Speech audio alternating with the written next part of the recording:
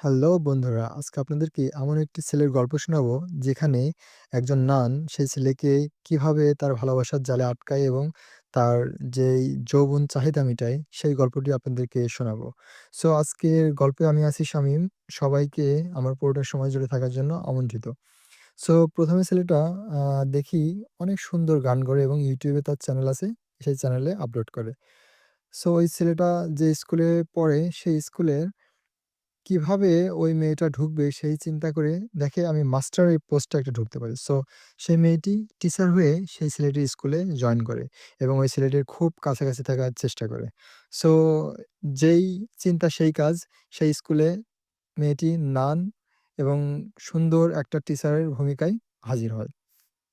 ওই স্কুলে head teacher মেয়েকে সাবধান করে যে এখানে নান যেহেতু কোনো মেকআপ ইউজ করা যাবে না। সো সঙ্গে মেয়েটি লিপস্টিক মুছে ফেলে এবং স্কুলে আসে এবং স্কুলে আসার সঙ্গেই সেই ছেলেটিকে দেখতে পায় এবং তার সাথে আবার পরিচিত হয়। তারপর ছেলেটি চলে যায় এবং নানের রুমটা দেখিয়ে দেয় এবং রুমের ভিতরে ছেলেটি YouTube এর গান শুনতে থাকে এবং তার যৌবনের প্রকাশভঙ্গি করতে থাকে। এরপর ছেলেটিকে কাছে আসে এবং খুব কাছাকাছি বসে এবং ছেলেটি খুব ইতস্ত বোধ করে এবং একটি গান শোনার রিকোয়েস্ট করে। সো তারপরে আবার মেয়ে চলে যায় এবং ছেলেটি তার ক্লাসরুমে আসে। এবং সেই ক্লাসরুমে আরেকটা মেয়ে সেই ছেলেটিকে খুবই পছন্দ করে এবং তার সাথে খুব কাছাকাছি হওয়ার চেষ্টা করে। এটি নান দেখে খুব ভালোভাবে নেয় না এবং সেই মেয়েটিকে বকাঝকা করে তার সাথে কথা না বলার জন্য। তারপরেও মেয়েটি এবং ছেলেটি একসাথেই বেড়ায়।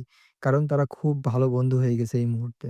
সো এবং কিস করে, এই কিসটা সেই নান দেখে ফেলে এবং খুব রাগ-বাগ করে এবং মেয়েটিকে খুব বকাঝকা করে এবং থ্রেট করে যে তাকে দেখে নেবে। তারপর নানটি ছেলেটিকে ক্লাসরুমে ডাকলো এবং কিছু কথা বলল যে তাকে খুব পছন্দ করে এবং ছেলেটি ইগনোর করে চলে গেল। এরপর নান রুমে আসলো এবং রুমে এমন ভান করলো যেন কেউ তার দরজা খুলে দেখছে না। কিন্তু নান তার শরীরের কাপড়গুলা খুললো এবং এমন ভাবভঙ্গি করলো যেন তার প্রতিটা যৌবন আ মানুষকে প্রকাশ করার মতো এবং লুকিয়ে ছেলেটি সব দেখলো।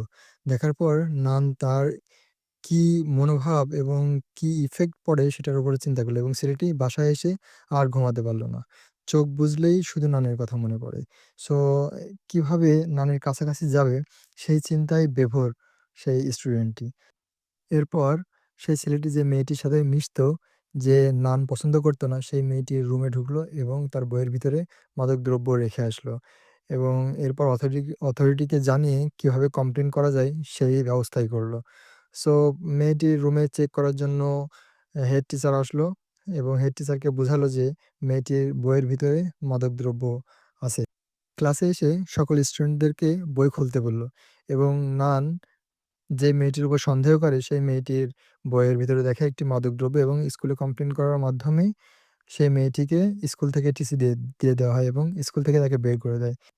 সেম ওয়েতে নানটি ছেলেটির রুমেও একটি মদের বোতল রেখে আসে এবং তার রুমেও চেক করতে আসে ক্লাস টিচারগুলা এবং একটি মদের বোতল পায়। সো এইটা করার কারণ হচ্ছে কতটা কাছাকাছিকে মেয়েটির কাছে নিতে পারে সেইজন্য এই কাজগুলো করে।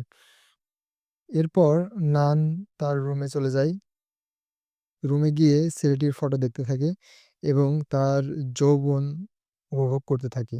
কিভাবে ছেলেটিকে কত দ্রুত কাছে নেওয়া যায় সেই চিন্তাই সবসময় মাথার ভিতরে ঘুরপাক খায়।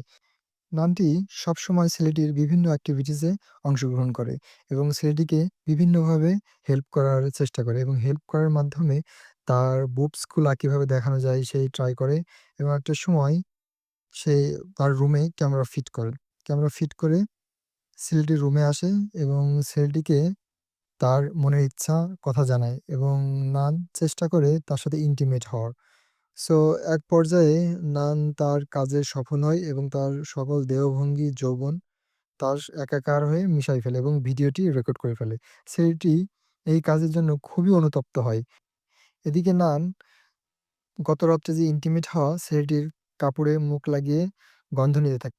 গন্ধ নেওয়ার সময় ছেলেটির বোন নানের এই গন্ধ নেওয়াটা দেখে ফেলে এবং সেই ছেলেটিকে সব খুলে বলে। এদিকে নান উপর থেকে সবকিছু দেখে। ছেলেটি গির্জায় আসে তার মনের ভিতরে খারাপ লাগাটা দূর করার জন্য। কিন্তু গির্জায় এসে আবার দেখে সেই নানটি এবং তার সাথে আবার নতুন করে ইন্টিমেট হয়ে আবার শুরু করে দেয়। এদিকে ছেলের বাসায় ছেলের বাবা-মা বিভিন্নভাবে চিন্তা করে ছেলেটির যে সমস্ত পরিবর্তনের কারণ এবং সবসময় ডিসকাস করে এবং জানতে চায়। কিন্তু ছেলেটি কোনো কিছুই বলে না এবং উদাসীনভাবে ঘুরে বেড়ায় এবং ছেলেটি বিভিন্নভাবে মদ, নেশার সাথে জড়িয়ে পড়ে এবং তার ক্লাসমেটের সাথে জড়িত হওয়ার ট্রাই করে। সো ইন্টিমেট হওয়ার ট্রাই করা সত্ত্বেও তার কিছুই ভালো লাগে না। সে শুধু ছোটাছুটি করে মদ নিয়ে এবং রাস্তায় পুলিশের কাছে ধরা খাই মদ নিয়ে। সো সেই মুহূর্তে তার সেই নান টিচার চলে আসে এবং পুলিশের কাছে উদ্ধার করে। উদ্ধার করার পর নান তার রুমে নিয়ে আসে ছেলেটিকে এবং বিভিন্নভাবে বোঝানোর ট্রাই করে যে, "আমি তোমাকে কত ভালোবাসি, তোমাকে কত ভালো রাখবো, আমরা ভালো থাকবো। প্লিজ তুমি যেও না। আমি তোমাকে প্রচন্ড ভালোবাসি।" সো বিভিন্নভাবে ছেলেটিকে বোঝানো সত্ত্বেও ছেলেটি কোনোভাবেই বোঝে না এবং তাকে বোঝানোর ট্রাই করে, "আমরা যা করেছি ভুল করেছি। সো এই ভুলের জন্য আমাদের অবশ্যই ক্ষমা চাওয়া উচিত।"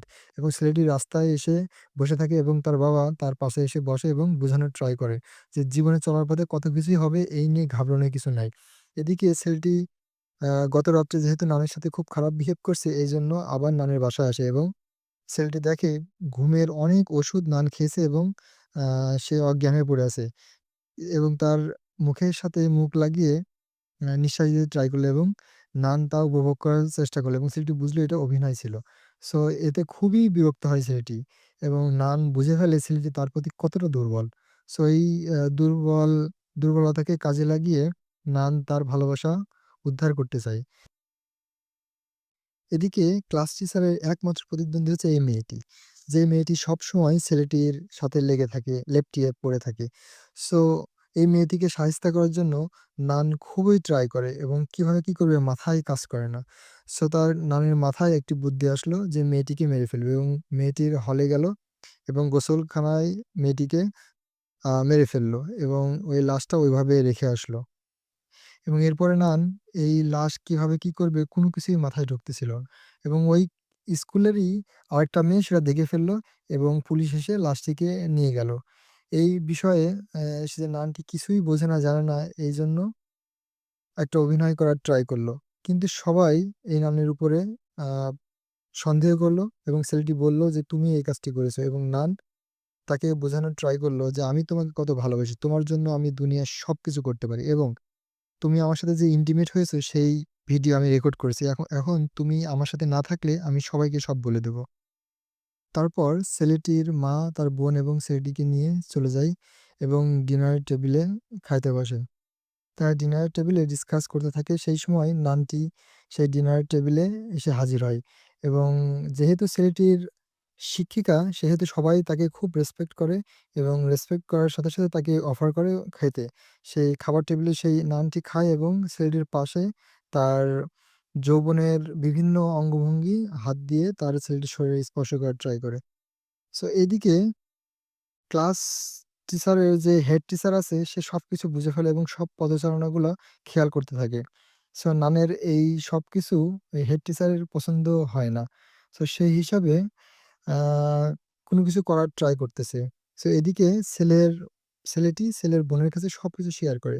যে নানির কাছে আমাদের যে রেকর্ডিং ভিডিও আছে, এই ভিডিও যদি প্রকাশ করে তাহলে কত বড় একটা ক্ষতি হবে।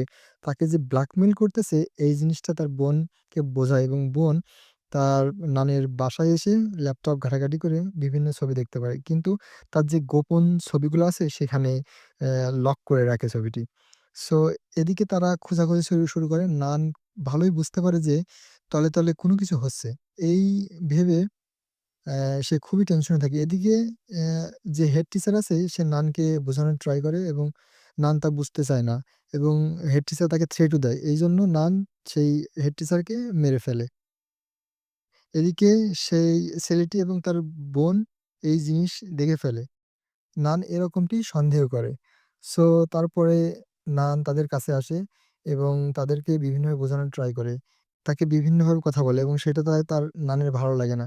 এবং নান সেই মেয়েটিকে মেরে ফেলে এবং ছেলেটিকেও মারতে যাবে সেই সময় আরেকটা লোক এসে ঠেকিয়ে দেয়। সো এইগুলা যেই কাহিনী, এই কাহিনীটি শেষমেষ নান ফাইট করে আরেকটা লোকের সাথে নিজে বাঁচার জন্য। এদিক থেকে জেসন মানে ছেলেটি এসে নানের পিঠে ছুরি বসায় দেয় এবং এতে নান মারা যায়। সো এরপরে সিনেমাতে দেখানো হয় ছেলেটি স্কুল, কলেজ সবকিছু শেষ করে বাবা-মার সাথে আ বাড়িতে ফেরত যায় এবং সিনেমাটা এখানেই শেষ হয়ে যায়। আশা করি সবাই সিনেমাটি উপভোগ করেছেন।